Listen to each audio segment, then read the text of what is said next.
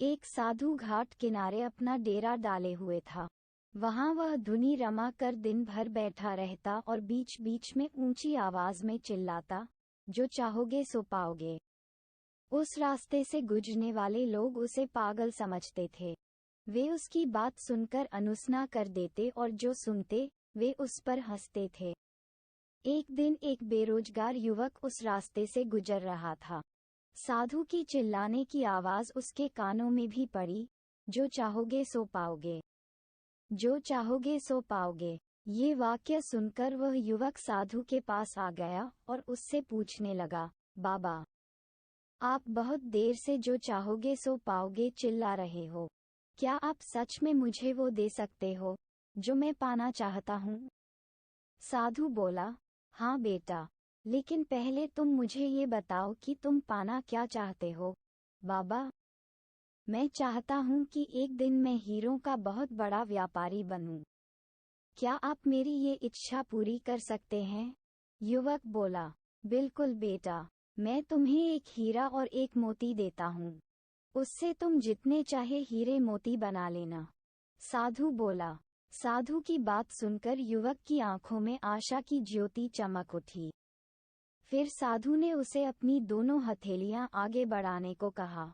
युवक ने अपनी हथेलियां साधु के सामने कर दी।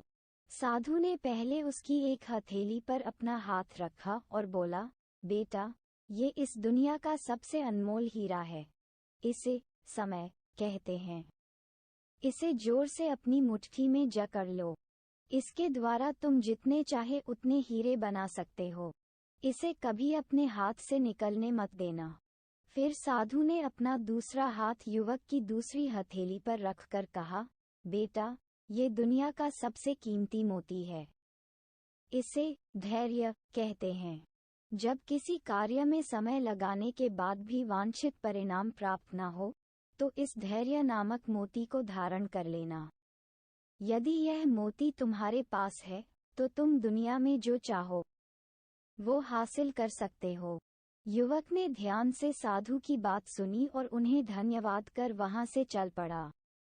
उसे सफलता प्राप्ति के 2 गुरुमंत्र मिल गए थे। उसने निश्चय किया कि वह कभी अपना समय व्यर्थ नहीं गंवाएगा और सदा धैर्य से काम लेगा। कुछ समय बाद उसने हीरे के एक बड़े व्यापारी के यहाँ काम करना प्रारंभ किया।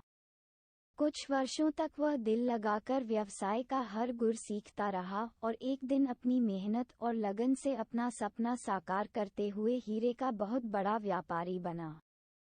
सीख लक्ष्य प्राप्ति के लिए सदा समय और धैर्य नाम के हीरे मोती अपने साथ रखें। अपना समय कभी व्यर्थ ना जाने दें और कठिन समय में धैर्य का दामन ना छोड़ें। सफलता अवश्य प्राप्त होगी।